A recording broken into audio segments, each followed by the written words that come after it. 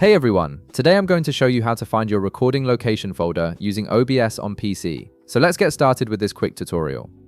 First, open your OBS application on your computer.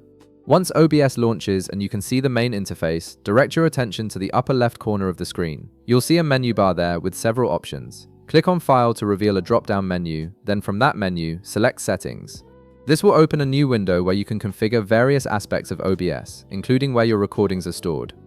Now, in the settings window that appears, look at the left panel. You'll see a list of different categories. Go ahead and click on Output.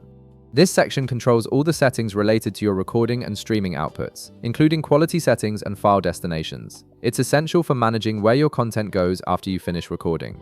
Next, you'll need to scroll down within the output settings until you find the recording section. This might be a bit further down depending on your screen size, so take a moment to locate it. Once you've found the recording section, look for an option labeled Recording Path.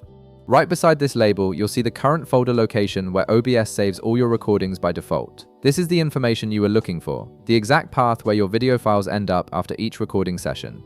If you're happy with this location, you can simply note it down and close the settings. However, if you want to change where your recordings are saved, click the Browse button that's positioned right beside the recording path. This will open your File Explorer, allowing you to navigate through your computer's folders. You can select any location you prefer, including your Downloads folder, Desktop, or Documents folder. Choose whichever location makes the most sense for your workflow and is easiest for you to access later. Once you've navigated to your preferred folder, click Select Folder to confirm your choice. This tells OBS to start saving all future recordings to this new location.